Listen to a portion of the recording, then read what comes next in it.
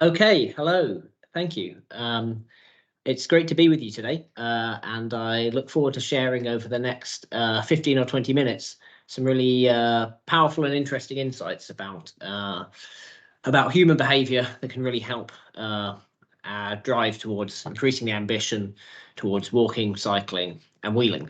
What I'm going to share to you today is 4 big points. Number one, that we're all human. Number two, that there are some really important and useful frameworks and research that about being human that can help us design better transport systems.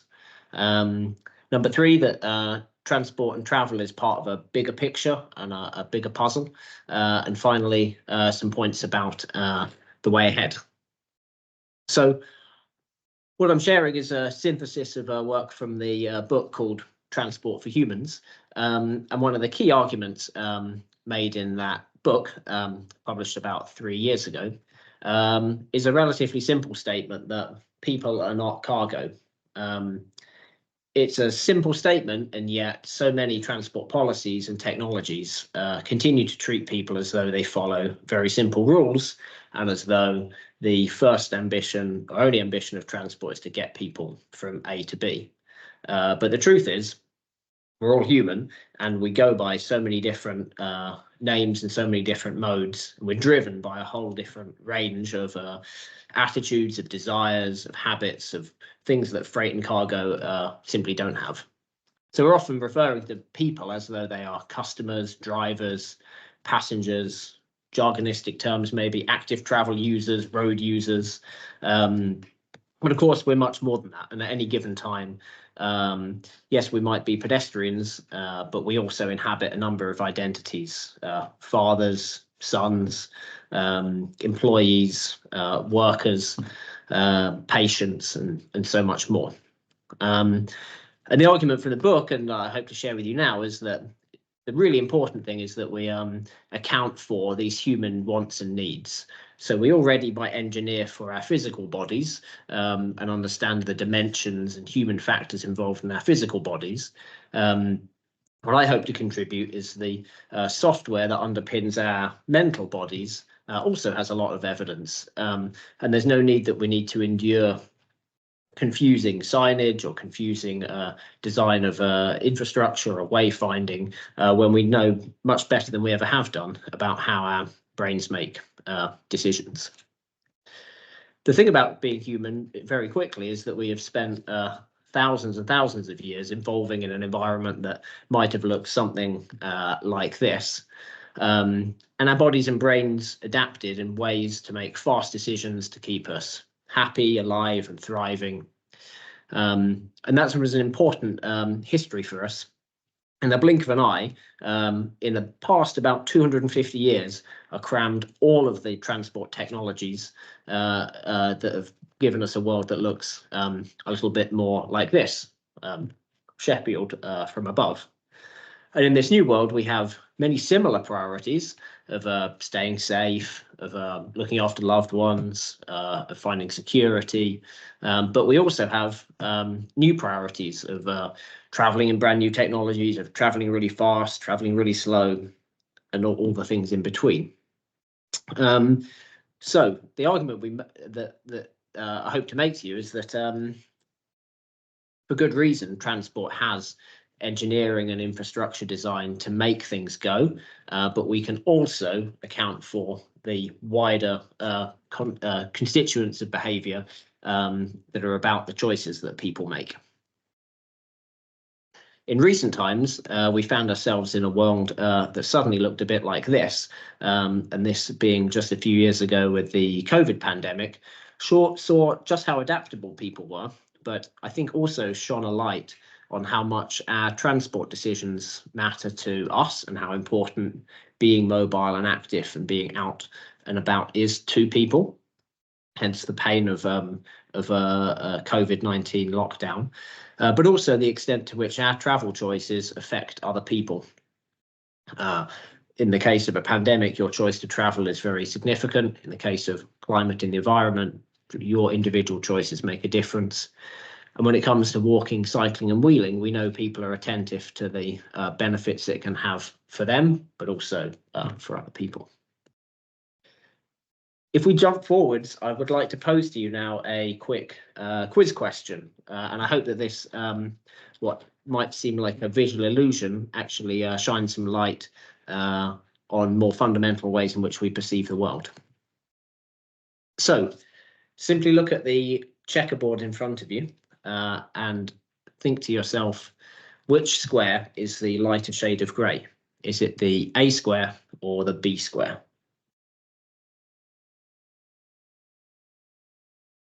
I've presented this dozens of times, and I continue to think that the B square appears a lighter shade of grey than the A square. But in actual fact, they are the same shade of grey. They're precisely the same shade of grey, but the reason we perceive them to be different is because of two important psychological features. First, of the colour constancy effect, that we look to that green cylinder casting a shadow, and we think that we've seen many shadows before, and our eyes upweight the shade of grey. But secondly, we have these opposing luminescence gradients, which is where we've seen checkerboards before, and we're looking to the adjacent square for the shade of grey. Having presented this many times and seen it many times, though, I know that just saying this theory means very little, because you know that seeing is believing, and seeing this, you'll say, the thing is, you can say that theory to me, but B is lighter than A. The nice thing about these effects is you can, when you start removing the context, you can start seeing the world differently. As we remove more and more checkerboards, they start converging a bit, and when we remove all of the context, you can be assured they are the same shade. When we put the context back in, interestingly, we're unable to unsee this. So now you'll probably be seeing the B square as lighter than the A square. Psychologists often present these, and they can be interpreted as simply quirks of our perception. More and more work goes into showing that these are not necessarily quirks, but they're cleaving open the way in which our whole perceptual system is reliant on context all the time.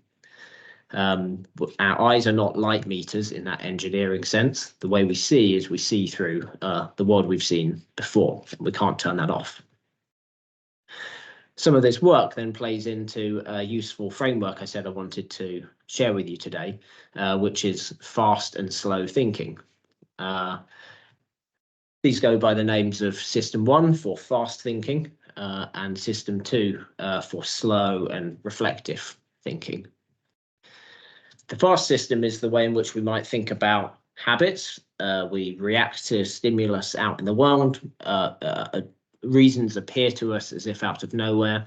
It's effortless, it can be emotional, it can be unconscious, and it often actually comes first. Slower thinking is where we think thinking happens. It's reflective, it's where we're thinking about reasons of pros and cons. It might be where we're thinking about how we would explain our decision if somebody asked us to. And without spending an entire lecture on this, the important thing to note is both systems happen all the time. System 1 governs most of our decisions, and System 2 is really good at explaining our reasoning.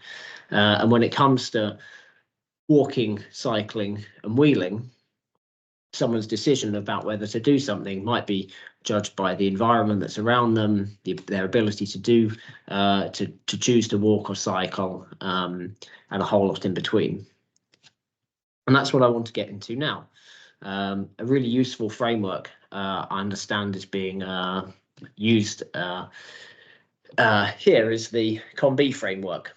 It was published about 10 years ago by academics at UCL, and it can be simplified into just these three domains of saying C is for capability, O is for opportunity, and M is for motivation.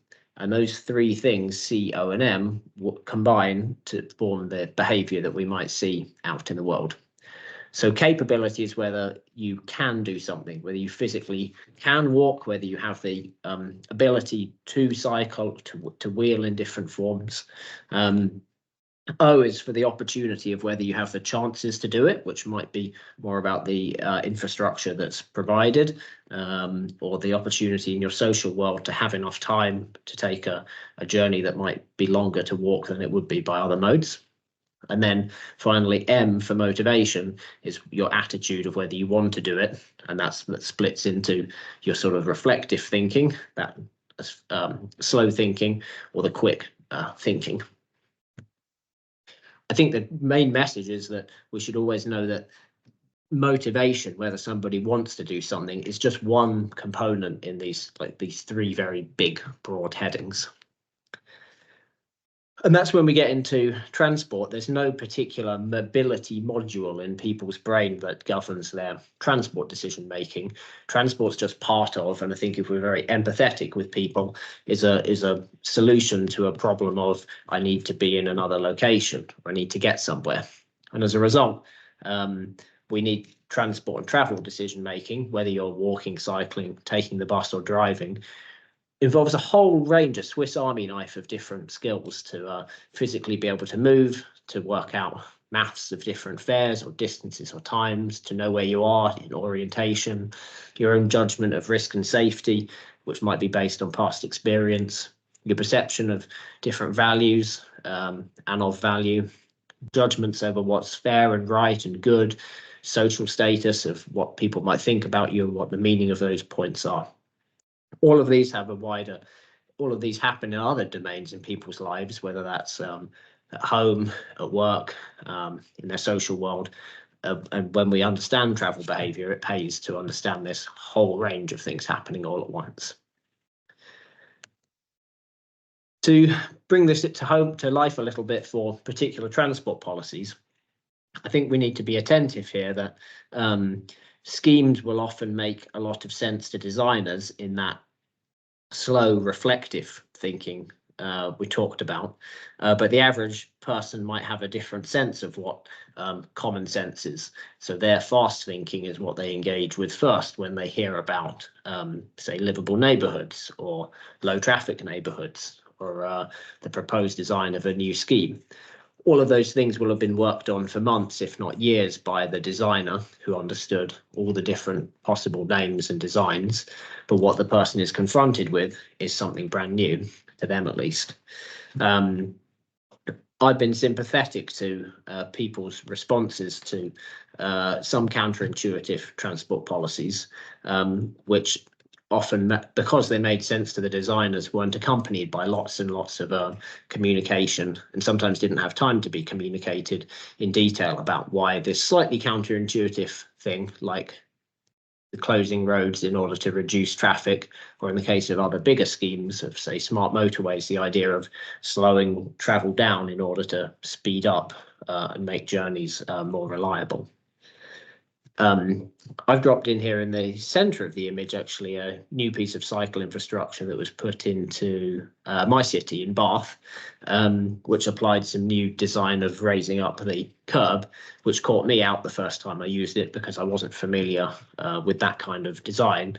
And it's since actually been changed for a variety of reasons. It wasn't an optical illusion by any means.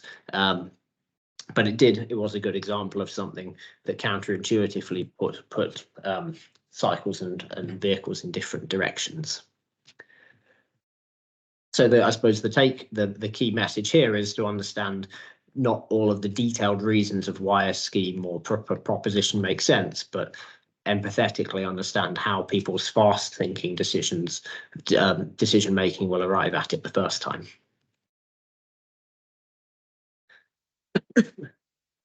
An important point to make as well when we're thinking about that COM-B framework is we had capability, opportunity, and motivation all leading to behaviour.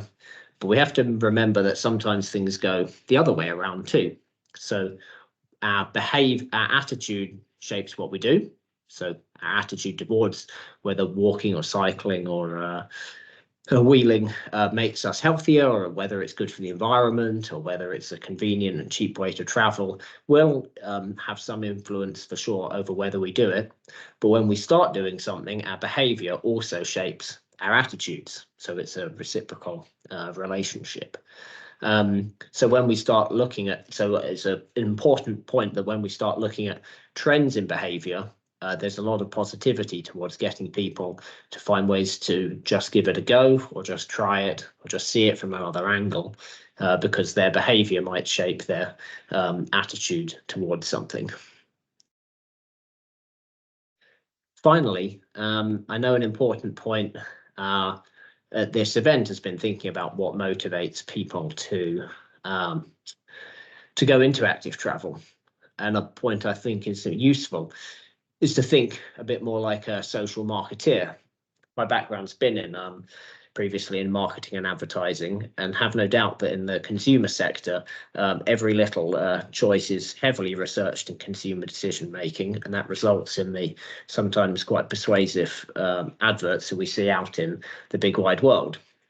Now, walking and cycling as a form of transport hasn't been commercialized a great deal, and as a result there hasn't been millions and millions invested in knowing why someone might do it in the same way that our choice of soft drinks or our choice of what car we might may or may not buy has been. But the good news is research is travel research is happening, and a lot of it's happening in the UK, and I know much of it is happening either within Sheffield and some excellent universities nearby. Here I'm citing work from Kate Pangborn and colleagues from the Institute of Transport Studies up in Leeds, and they looked at a piece of what effective targeting of messages gets people to consider starting walking and cycling, and then keeps them doing it. Now, the interesting thing they found was that the thing that attracts people to walk or cycle isn't necessarily the same thing that keeps them doing it. In fact, they found that what got people interested in it was the health proposition. It will help the for me benefit, but the thing that appeared to help them keep doing it was the convenience aspect, that actually turned out to be a trip that was really rather easy to make. Now, I get very excited about that, because you can imagine that the convenience one is a harder sell for someone that's never done something before, so they haven't done the behavior yet. But as many of us, sure, at this event do plenty of walking and cycling, find that actually it's an easy way to travel. It's just hard to think. It just looks like a lot of effort from the outside in, and maybe initially to set up knowing your route. Certainly in the case of cycling, getting all the gear and the equipment and the locks and the helmets and what have you is a little bit more upfront. But once you get doing it, it's a really, really convenient and nice way to get about. So a useful point here is that we can be flexible and pragmatic and also accept that for some people they might be motivated by different reasons. And I bet at this event some people's priority will be public health, but other people's priority might be the way in which active travel has sustainability or local environmental benefits, and somebody else's might be the way in which it can open up new job prospects and so forth. So with that in mind, I'll finish with a idea by the co-author of a book called Nudge, which sort of started a lot of behavior change and behavioral science thinking back in 2008. Cass Sunstein puts forward the idea of incompletely theorized agreements.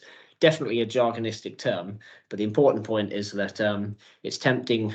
It's a really, really good approach to accept that one person's primary benefit might be someone else's co-benefit, which is to say, we don't need to be too precious about why somebody is getting into walking and cycling.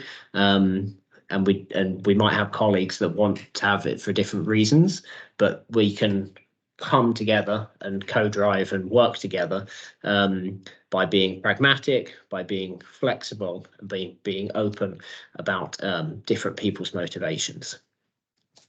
So I'll finish with you today, and I hope we might have time for some questions afterwards, by recapping that we're all human, It's tempting to think of people as cargo because it's an easier problem to solve, to think of you getting objects from A to B, but that's a low bar ambition. Transport can be so much better and is so much more brilliantly complex than that. Behavioral science and travel research has got some really useful fundamentals in underpinning the why of behavior, and we can use that to our advantage in cycle scheme design, of simplest communicating the propositions in a simple and empathetic way, and in understanding in more detail why people are motivated to travel in this brilliant way. Thanks very much.